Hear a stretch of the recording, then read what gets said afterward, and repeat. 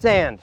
It's the most prevalent building material in the entire world. But most people don't realize this because it's rarely visible in the products where it's used. The concrete making up our sidewalks and skyscrapers, 25% sand. The asphalt making up our roads and parking lots, 10 to 15% sand. The glass making the windows in our cars and homes, 70% sand. The microchips that power our phones, computers, and all of modern technology, those are also made of silica sand. Sand makes up so much of our modern world, but in all these cases, you never see the sand. I want to try and give sand its chance to shine.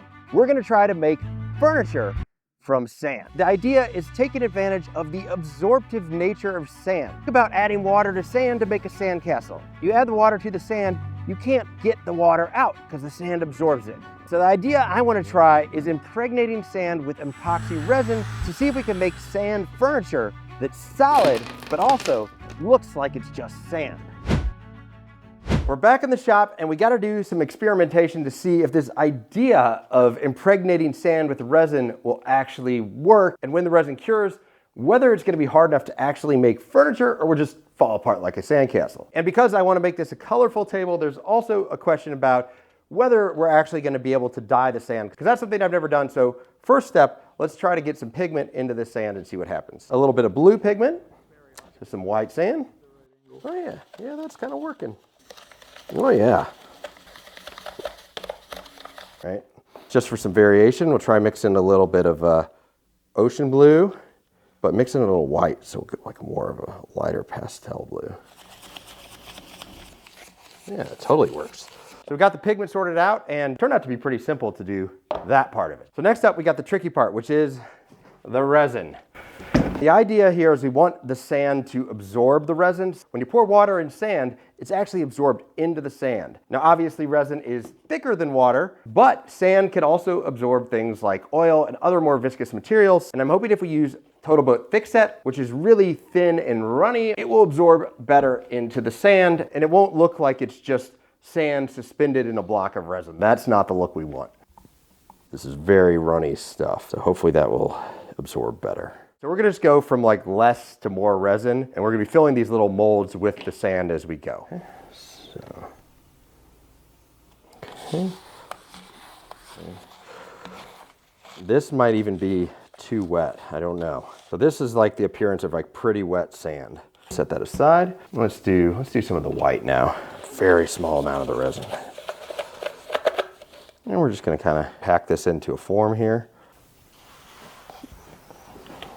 Blend it just to make it look nice. Maybe we'll get some coasters out of this, who knows? And we'll set that one aside. So that one I added a little more resin than I think I wanted. I'm actually gonna try to do a little less on this one and see what happens.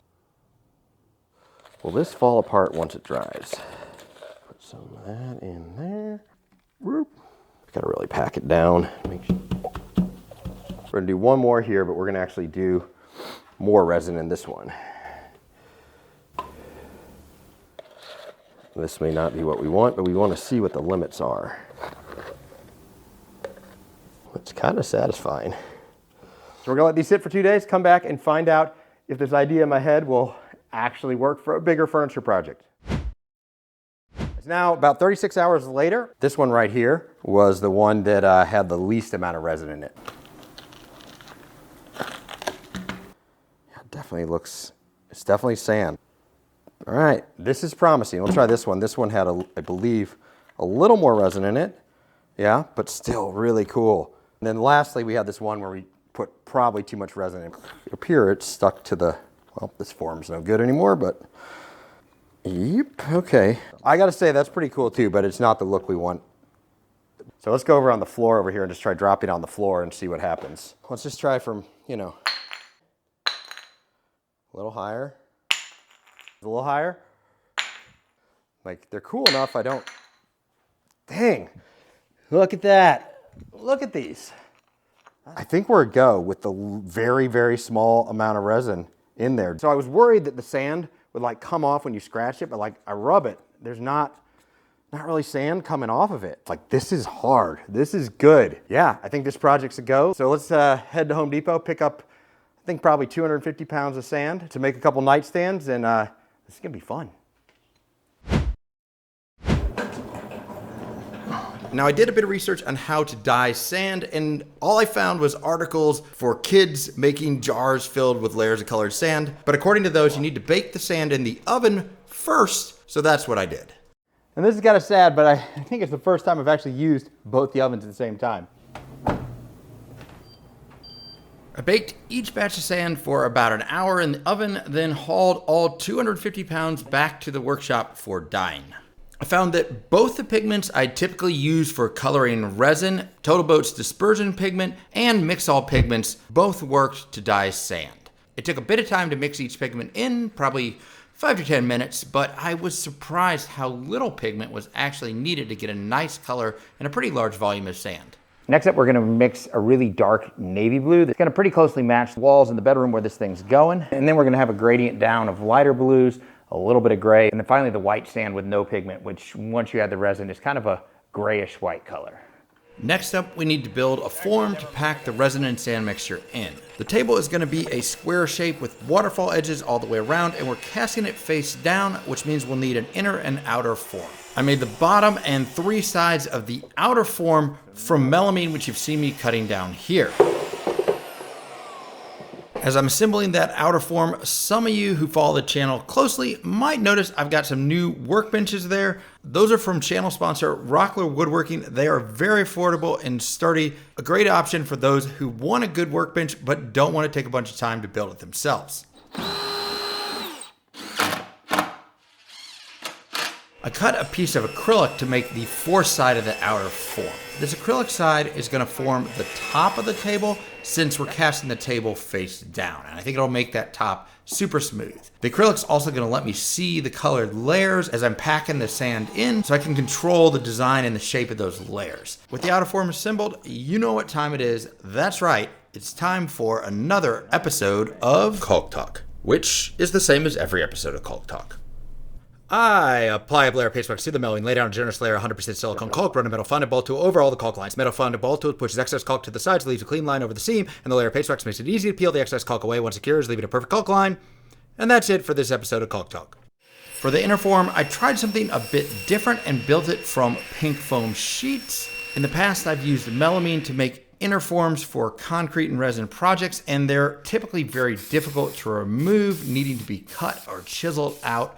And I was really worried that the sand resin would be more fragile than concrete, so I didn't want to risk that melamine inner form and went with foam, which I'm hoping will make the table much easier to remove from the mold after it cures. Since that pink foam is kind of an eyesore, it just looks bad. I decided to paint it white for the video. No reason to do this other than making the video look cool for all of you because, well, I love you guys and I want you to enjoy the video. With the inner form made, I could spray everything down with form release and then use 1 1/8 inch spacers, the exact thickness I want the table, to place the inner form exactly in the middle of the outer form. Then I secured the inner form with a bunch of hot glue. So we got all the pigmented sand, it's all dyed, ready to go. Before we get to casting, I want to take a quick second to show you some of the new work gear I just got in from channel sponsor Ariat Work. So we got these work shorts, which are super breathable, comfortable, stylish, and these new composite toe boots, the most stylish work boots that I've ever seen. I'm also really digging their new lens cloth feature. They've got a microfiber cloth sewn right into the shirt tail of a bunch of their shirts. It's great for cleaning your sunglasses or preventing blurry shots with your camera phone. There's links to everything Ariat in the description below, so go check them out and let's get back to the video. Now, for the fun part, any project that you're trying something for the first time, I'm a little bit nervous. I think we're just gonna dive in and go for it. We'll mix up Total Boat Thick Set, which gives us about an hour of working time per batch. Let's see if I can. Oh. Not in my house. Like we chatted about during the tests, I went with Total Boat Thick Set resin because it's a thinner, less viscous resin, and we want the sand to be infused with resin, not encapsulated by it. Now, in full disclosure, I didn't test any other types of resin. If any of you guys out there try something like this, I'd be curious to know if other types of resin work or give different types of results. Thick Set was also helpful because it gives me an hour of working time, which was important since each batch of resin would be used for multiple batches of sand. I started by packing a layer of the white sand because I want a gradient that goes from white in the front of the table to blue in the back of the table, so it looks like the gradient fades into the dark blue wall that these tables will be set against. I made this little stamper thing that will fit down in there to you gotta kind of compact it a little bit. You don't wanna like slam it too hard, but. And in case you're still confused about which way is up in the form, it should be a little bit clearer now that we're actually casting. We're casting the table face down, so that part you see with the white sand is at the top and front of the table. With the first layer of sand packed in, it was just a matter of repeating the process for the rest of the different colored batches of sand. All right, round 2. Ugh.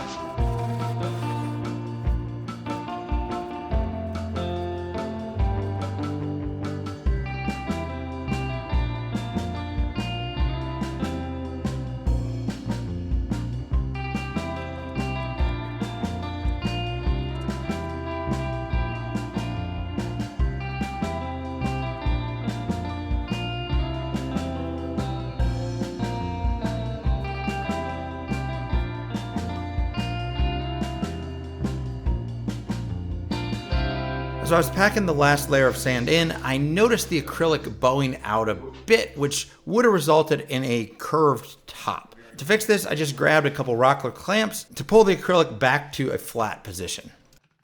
Well, you know what's worse than getting sandy at the beach is getting sandy when the sand is mixed with resin. I think it's looking pretty cool from the front, from our little sneak preview window. So I'm gonna go get cleaned. We're gonna come back 3 days, take off the inner mold. Hopefully it'll be solid enough, we'll see. Hopefully it won't fall apart. Cross your fingers for me.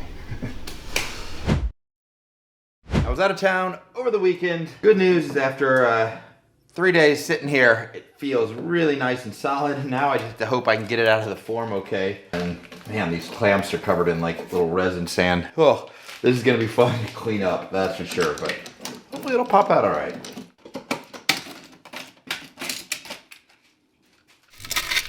Desk is heavy.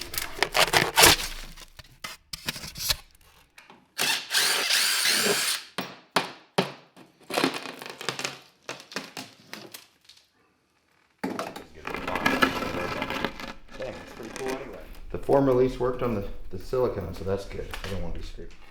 I was pleasantly surprised that the tables came out of the forms super easily. The only issue was that the paint from the foam flaked off and stuck to the resin. It was intended to make things prettier, but actually created more work. Not too big of a deal. It only took about 30 minutes to sand off the paint, and then I was ready to build the drawers.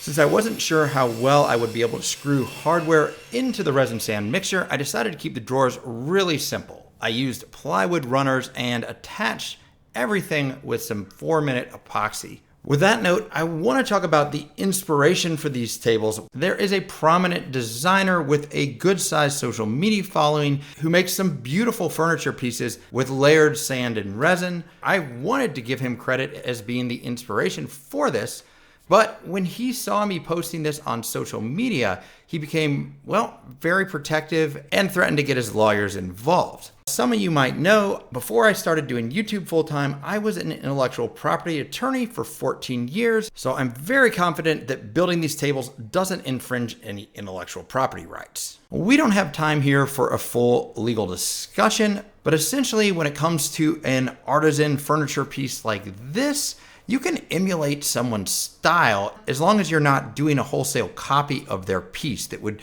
be mistaken for some piece they already created. In this case, the shape of the tables, the specific pattern arrangement of the layers, the addition of the drawers, and so on make this a different design that's inspired by, but definitely not a copy or replica of something that he's done. I have a few more thoughts here and we'll come back to it, but let's get back to the build for a second. With the drawer boxes complete, I headed over to my lumber rack to pick out some wood for the drawer fronts. I got this super nice piece of figured maple. We're gonna do just a couple simple maple drawer fronts. We got maple wood all over the bedroom, so let's just bust these out.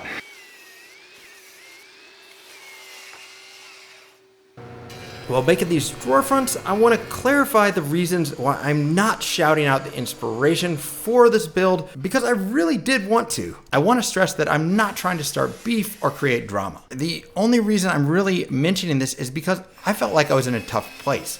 People would recognize that this was inspired by someone, and then get angry at me for not giving credit. But because of what happened, I'm not comfortable using pictures of his works. Using pictures from his Instagram or website would potentially be a copyright violation and create grounds where he would have a legal basis to come after me. So I provide this background mainly so that you guys understand why I'm not including links or pictures of the work I was inspired by. If you do know who it is, please, please, please do not go and say anything nasty. They're entitled to their opinion.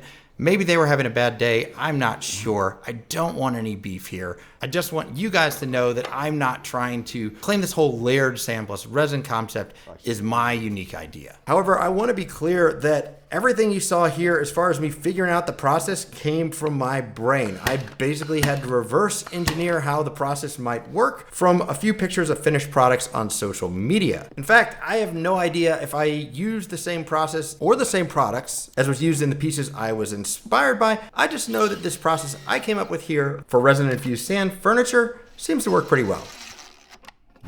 Now let's hope it's fits. With that out of the way, last step in the build, I used some more 4-minute epoxy to attach some rubber feet, which will prevent the bottom of the table, which is somewhat like sandpaper, from scratching the floors. So I am pleasantly surprised how these came out. The surfaces look like sand, like you don't really know that there's resin in there, which is exactly what I wanted. As for strength, I was worried they were just gonna fall apart, but as you can see, I'm sitting on them right now. I can stand up on them, and I'm not gonna stand like right in the middle, but you can see from where I sat, I can do my best Nicki Minaj. Look at her butt. And no sand's coming off on me. So that is a win as far as I'm concerned. So without further ado, I want to show them to you and see what you think. Leave a comment and let me know if you like them or not. Always curious to get your feedback. If you like seeing interesting, cool, modern furniture designs, make sure you sub and bell. And I got a playlist of some other projects up there you might want to check out. That's it for this time. I'll see you guys next time.